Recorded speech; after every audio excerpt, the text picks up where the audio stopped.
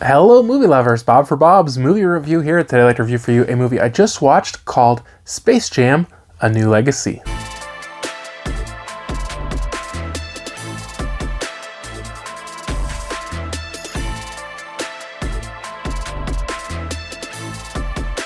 This one was sent to me for review by Warner Brothers. If you get a chance to check it out, let me know your thoughts down in the comment section below. I will include more information with affiliate links to purchase one down in the description.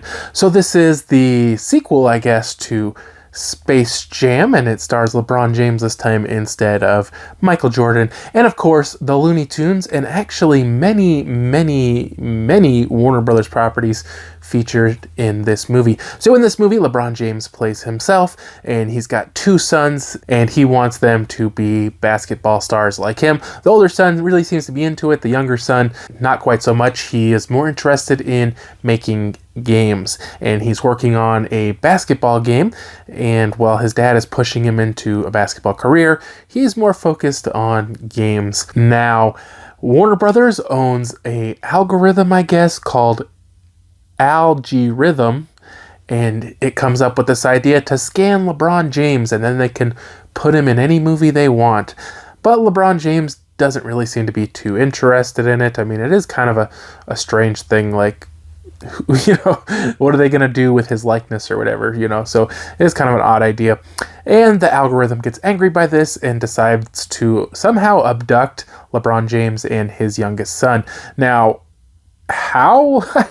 There's not really a good explanation how, but okay. So they're pulled into what is known as the serververse, which is a virtual world, and he decides that LeBron James will play a basketball game against his son, and if he wins, he's free. If he loses, he has to stay in the serververse with algorithm forever. So to make his team, LeBron James has to recruit the Looney Tunes, and he kind of goes through these different places trying to find the Looney Tunes because they've all left the Looney Tunes world and they're like in different Warner Brothers properties, so he has to go find them. And by properties, I mean movies.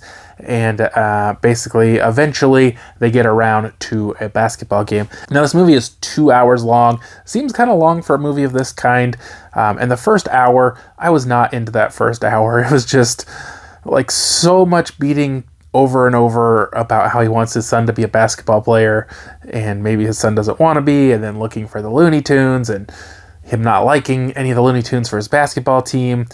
The second hour is when the basketball game starts, and to be honest, I loved that part. I thought it was so much fun. It was funny. It was really cool seeing all the different characters from Warner Brothers. They really brought in a whole bunch, mostly just for like the crowd, but like a lot of them are reenactments too, so like I'm pretty positive one was supposed to be the Arnold Schwarzenegger Mr. Freeze, and they had like the mask. And I mean, it wasn't the original actors, but there were people playing that character. That was kind of cool to see, like from different movies.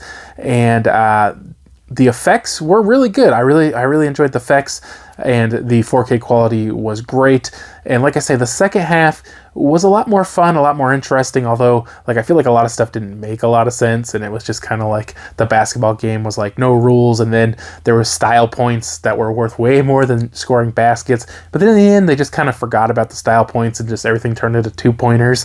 And yeah, but definitely that second hour is really good. So I did enjoy the movie. I wasn't too much into the first hour, but I give this one a 3 out of 5. You know, I think it's worth checking out.